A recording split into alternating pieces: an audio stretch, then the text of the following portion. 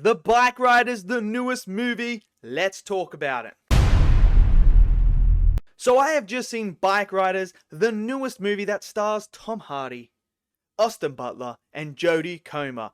Now, this is a movie that was supposed to come out last year, I believe. There was a whole thing with the release date. Is it going to get released? Is it going to go to streaming? What's going on? But I saw it in the theater, and it's coming this week. So, what did I think of the movie? Now, firstly, let's just talk about this title, The Bikeriders. It's kind of...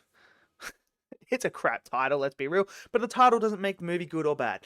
Now, The Bikeriders itself has a lot of pros to it, but it also has a lot of cons. Now, firstly, I just want to put out there, Jodie Comer. Jodie Comer. She was fantastic in The Last Duel. She was fantastic in not Fall Guy, but Free Guy. She was fantastic in Free Guy. She has been fantastic in everything I've seen her in. She puts this movie on her shoulders. She does. And she is superb, man. Her performance in this movie is the best out of all of them.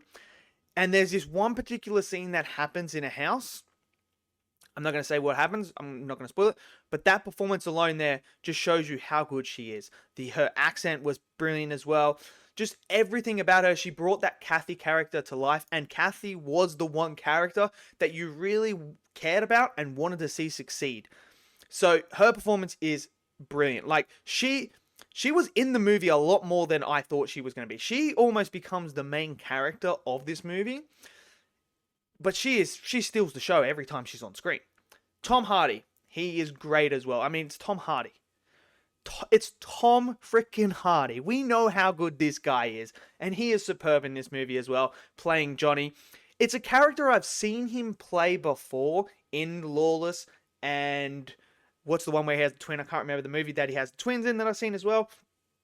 But he plays a character very similar to those put together. So I liked that character and the way that they did his journey. That was fine. I had no problems with that. And his performance, it's Tom Hardy. Austin Butler, not in it as much as I thought he would be. I thought he was going to be a real focal point of the movie. But he's not. His character, Benny, is kind of used as almost an object between other characters. He almost becomes the plot itself. Everything revolves around him. Which I thought was an interesting choice, but Austin Butler's good. He's good in it. Not as much as thought. I thought, dude, Michael Shannon, though, in this movie... Oh, Michael Shannon is so good in this movie. He's hilarious. Like, there's comedy in this movie, and it lands. And Michael Shannon, whenever he's on screen, steals the show as well. He is hilarious. His character is so much fun. And then, obviously, Daryl Dixon comes in. And, Norman has his little cameo in here. His character is hilarious. Norman plays him brilliantly. So I thought the performances were great. Cinematography, love the cinematography. I thought it captured what was going on. It captured the scope of the movie. And it was just beautiful to watch certain shots. Really was. So that was all great. Now, some of the issues I have with this film. There are like 4 plots going on at the same time. 4 stories that we're following.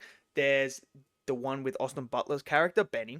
There's the one with Jodie Comer's character. Then there's one with Tom Hardy's character. And then there's the club itself. So there's 4 things going on. And this is an issue I have with this film is you have 4 major plot lines going on, but they're so messy and not coherent that they don't merge together. So you're like watching the club go from this to this, and you're invested in that, but all of a sudden then you miss out the bulk of how this happened. It just happened. So they skip over it because now they're showing you Johnny's story, what's happening to Johnny. Then they skip that, and then they go to Benny. What is Benny doing? Then they skip that. What is going on with Jodie Comer's character? What's going on there? So it never completely came together for me, where I felt like, okay, all these 4 stories come together as one. It just didn't feel like that. It was too much choppy and changing, where you kind of like, well, I wanted to know how that happened. Who's this person? Where did they come from? How does this join? What's happening here? They skip over a lot of things. Now, I know this is based on a book. Like, this is based on a book that happened, so it's inspired by that. So they tried to tell it in that sort of fashion.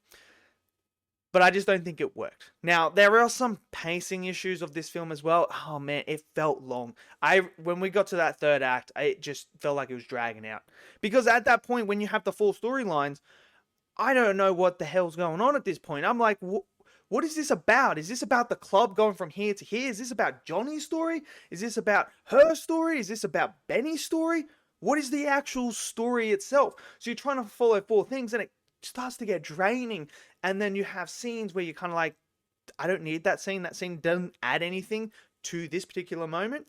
So that kind of hurt the pacing, because as you get towards the end, you're kind of like, I just want this movie to end right now. So that was kind of a shame as well. Some of the dialogue in the film just didn't work. Like, they're trying to go for this emotional beat in this moment, and you kind of listen to dialogue and you're like, that did not make me feel anything for this character. And through the dialogue and the writing, what happens is you struggle to connect with the characters. Now, the only character I really connected with was Kathy. Her story, I connected with her. Benny, I didn't really... Benny's whole stick is he doesn't care about anything. He doesn't want anything, and he doesn't want anyone to give him anything or help him or anything. He doesn't want to give anything. He's just one of those neutral characters that just does not give an F about anything. So you can't really connect with Benny. There's nothing there to connect. There's no character really to Benny. Johnny, you're trying to connect with, but he's like, he becomes a bit of a bad person at the same time as being a good guy, and it's this whole thing that you got to watch. But you just struggle to connect with the character. So when something happens, the emotional weight behind it isn't there, which is a shame, because there are moments where I felt like I could attach myself to that and get that emotion. There's only one scene where I really got that, and that's that scene I was talking about where Jodie Comer was outstanding in. That scene you connected with. And then another scene involving Cockroach. Cockroach is a whole nother thing, man. That character, bro, is just insane. Like, I'm not gonna spoil anything. When you see the movie, you understand what I mean. So, the Bikeriders, for me, it feels like a movie that had potential to be really good, but just did not get there. For me, I would have it in the middle road. I don't think it's like awful. I don't think it's unwatchable. I think it has its pros and cons to it that, you know, you can get a lot out of it. I think some people are going to really like this film. I think some other people are going to be like, this is just not for me, which is fair, because that's just how film is. It's all subjective. So I'm interested to see how people swing with this movie. I'm glad they didn't send it straight to streaming, because I feel like, yes, because some of the shots and sound design you need to see on the big screen, it just adds that extra layer and depth to it. So I don't think it's like a great movie. I don't think it's a bad movie. I just think it's one of those average movies. It's not one that I'm rushing out to see again. Not one where I'm like, I need to see that. I have to go watch it again.